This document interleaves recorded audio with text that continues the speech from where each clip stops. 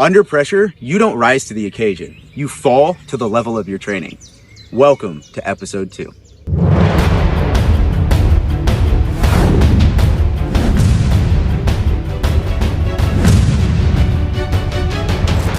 Episode 1 was all about the physical, strength, endurance. Today, we're focused on the mental, starting with special skills. This is Kevin, retired Marine and an instructor for marksmanship and safety training. Today, he will be our weapons specialist. Hi, I'm Kevin Powell. I'm a retired Marine. I spent over 27 years in the military. Since I retired, I've started my own business, which is Master Guns on Target, whereas I teach firearm safety, basic skills, and also advanced training. Today, we're going to go through 3 weapons platforms. We're going to go through the handgun, shotgun, and a rifle. Basic skills and safety for all 3 of those platforms are going to be the same, but each one of them also has its own particulars to it. The handgun is going to be more about control, the shotgun is more about power, and the rifle is going to be more about precision. We'll put that all together for a final pressure test and see how it all pans out. Today's pressure test will see how those skills hold up under the chaos of movement and distraction. And I'm here to be that distraction and add to that chaos. Rob, let's see how you handle that pressure. Sounds good to me. First up, we'll cover a quick firearm safety briefing. Today, we'll be shooting the SIG P365, the Mossberg 500, and a semi-automatic AR-15. One thing you want to do is get into a good, stable, comfortable stance. You've got 2 basic stances. You've got a tactical stance where you're straight on, or what's called like an isosceles stance, because you make an isosceles triangle with your arms and your chest. Straight out, slight bend in your knees, and just a little bit forward. Get your shoulders just forward of your waist, because you remember, you're the base for everything. You've got a little bit of a weaver, whereas all you're going to do is you bring your leg of your dominant side. I would just bring it back a little bit. It gives me a better natural alignment to the target. The only other thing we're thinking about is knowing what your dominant eye is. Just because you're right-handed does not mean your right eye is your dominant eye. And we can do a real quick small exercise to see which one is your dominant eye. Make a small triangle like this with your hands. Now just look at my nose. Right eye dominant, right eye dominant. Because you close your right eye, I disappear, don't I? Yep, that's it. So you're right eye dominant. that is a good trick. First platform we're going to go over is going to be the handgun. First thing we're going to do is check the chamber. We'll lock the slide to the rear. And we can see that there is no round in the chamber. Also, no magazine inserted in the firearm. The handgun shoots accurately on its own. It's up to you to control it. It's having a good grip on the firearm. It's like a nice firm handshake. That's all it is. Just relax and comfortable. If you squeeze it too hard, you're going to shake. You use your non-dominant hand as a support. Next, you're going to have, of course, your trigger. Triggers vary, so you want to learn what the trigger's like, if it has take up or slack in it, and find out where that break is, because that's going to give you your trigger control. You're going to align your sights. You have your rear sight and your forward sight. All you're going to do is basically place this in between that rear notch, level with the top. That's perfect sight alignment. That's going to get your barrel where you want it to go. From there, you're going to pick up your sight picture. All that is taking those perfectly aligned sights, placing them on the target where you want that bullet to strike. Slow squeeze on your trigger. That's all it is to it. After covering the fundamentals and a safety procedure for each firearm, it was time to hit the range. We started with the SIG P365. Impressive little handgun. After a few pointers from Kevin, I was consistently putting rounds exactly where I wanted them. Next was the Mossberg, which backed a serious punch. And finally, the AR-15. Fast, accurate, and incredibly satisfying to shoot. And even better, it didn't take long to settle into a rhythm under Kevin's guidance. Then we took a look at the targets, and Kevin broke down exactly what we were seeing and why we were seeing it. After that, I was feeling pretty confident and comfortable. Now, using the techniques that anybody can learn, we're going to apply the chaos that most people can't handle. And this course is developed in order to introduce and integrate the difficulties of stress, movement, and pressure, and the difficulties associated with this type of course. We're going to have to make decisions timely, accurately, and see how well we do. For this course, I will have a 4-target circuit that I will run twice. The stress test is graded on 3 standards: finishing within the time limit, engaging the correct target in the proper sequence, and delivering accurate hits on each one. Starting from cover 1, I'll engage target A, the green steel, to start the clock. From there, I'll move to cover 2 and engage target B. Then make a lateral move to cover 3, for target C, the red steel. Finally, I'll return to cover 1 to engage target D before finishing with another shot on target A to begin the second circuit. I'll repeat the entire sequence one more time before the clock runs out.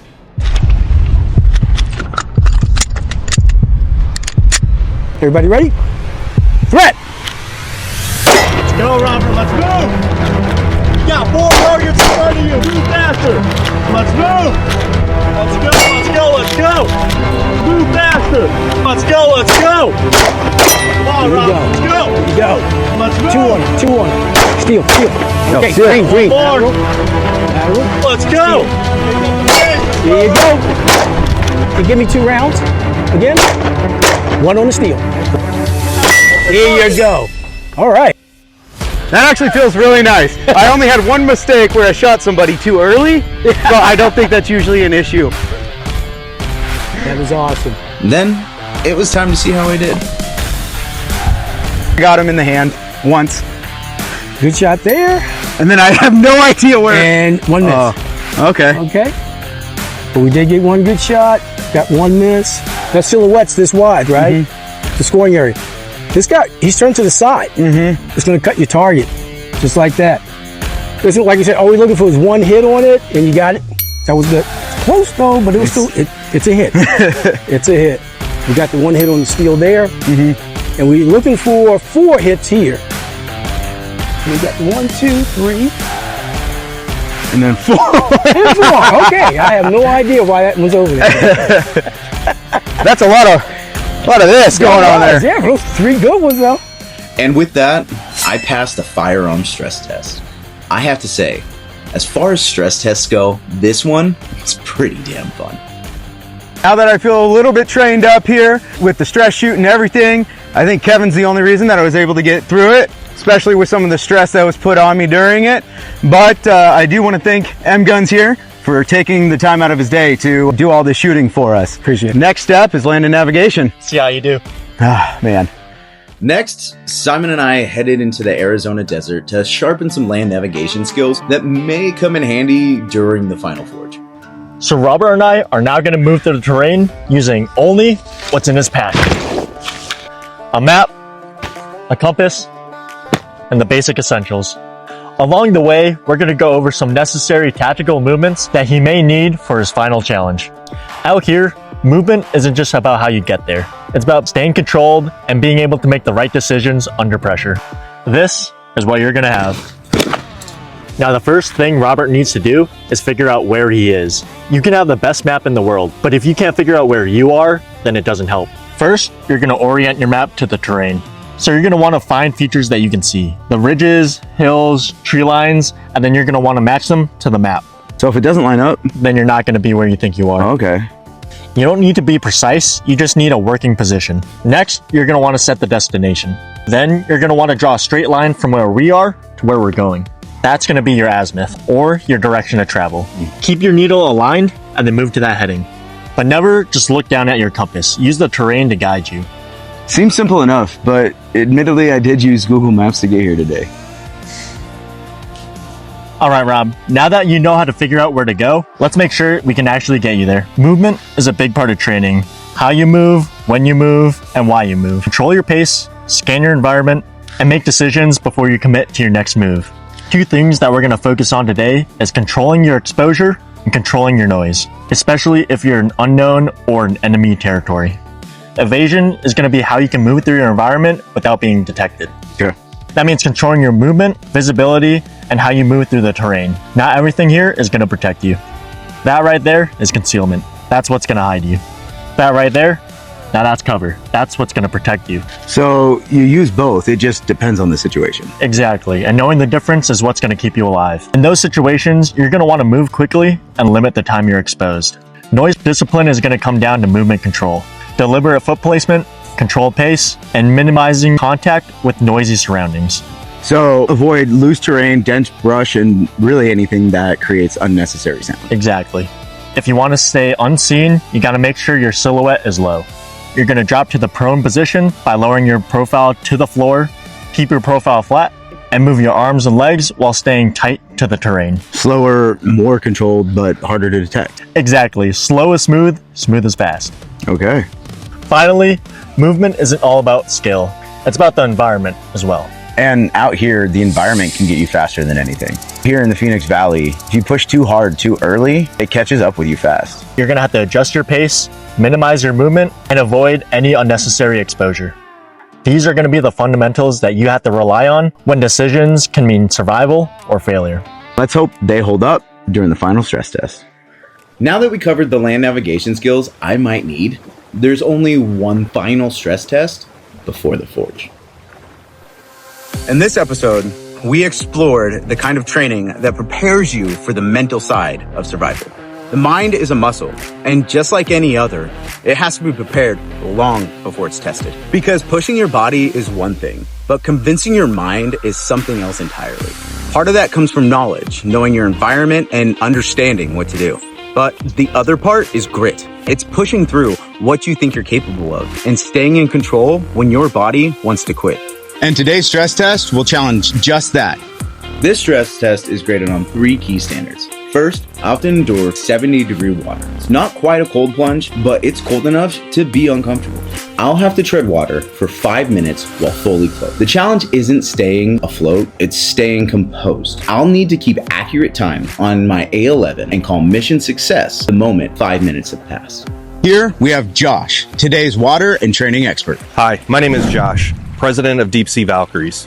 For the past decade, Deep Sea Valkyries has been facilitating week-long retreats for veterans and first responders from across the country. Combining counseling on PTSD and moral injury with scuba diving, we offer a holistic approach to healing.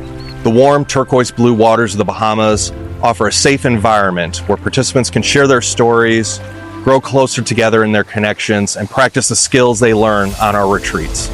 As a 15-year Army veteran and infantryman, having lived and deployed around the world, I can attest to the fact that our operational environment is rarely as welcoming. We are often cold, tired, and wet. However, when we rely on our training, trust in our equipment, and find a little bit of comfort in the discomfort, allows us to reach our objective and ultimately accomplish our mission. Today I'll need to endure a 5-minute tread, keeping an eye on time with help from my A-11. This watch can handle up to 10 atmospheres of pressure, so it's not the watch I have to worry about, it's me. This lake is sitting around 70 degrees, cold enough to take your breath away and test your control. Between the cold, tread, and a little help from Simon here, this will quickly turn into a stress test, both physically and mentally. Using the A-11, I'll keep track of my own time and calling mission success at the 5-minute mark. This is a test of grit and precision under pressure. Without anything left to put it off, let's get it done. All right, remember when you hit that water, that cold, it might be a little bit of a shock. Some key takeaways. Control your breathing. That's the number one thing. You're going to start to feel heavier and heavier as you get more tired. The clothes on you are going to be wet. They're going to want to pull you down. Okay. So you need to focus on switching up your treading techniques, going from a scissoring technique with your legs into that egg beater. The more you exert, the more energy you're going to expend. And remember, periodically check that watch. Find a little bit of comfort in the discomfort. Sounds good. This lake is absolutely beautiful, but I have a feeling I'm about to gain a whole new respect for it. Are you ready? Ready. 5, 4, 3, 2, 1, begin. The cold hits you right away, tightening your chest and making every breath feel a little shorter. But after a few minutes, your body begins to adapt and things get a whole lot easier. That is, at least until your legs start feeling the burn. Oh, it's a timeout, Robert. We're just over a minute. I keep checking my watch thinking, we have to be halfway. Turns out, time passes a whole lot slower when you're dealing with the discomfort. Focus on what you can control.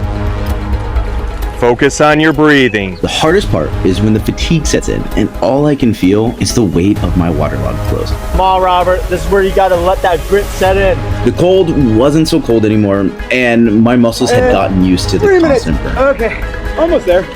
Once I hit that point, it really did become a mental game. All mental from here, Robert. Let's go. One more minute.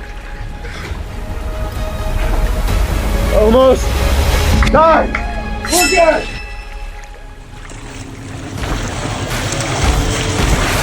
Good work, Robert. Nice job, Robert.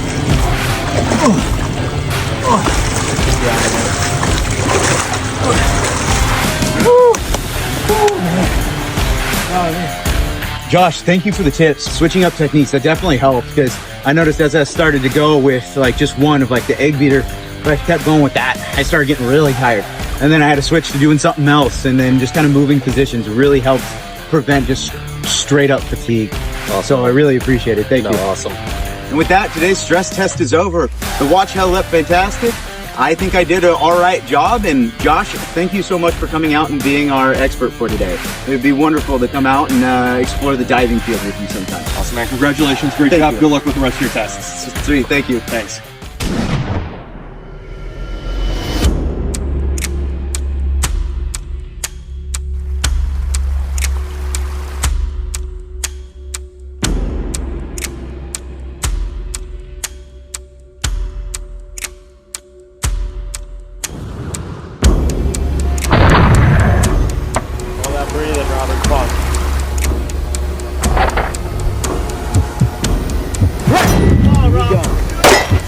Focus on what you can control. Breathe.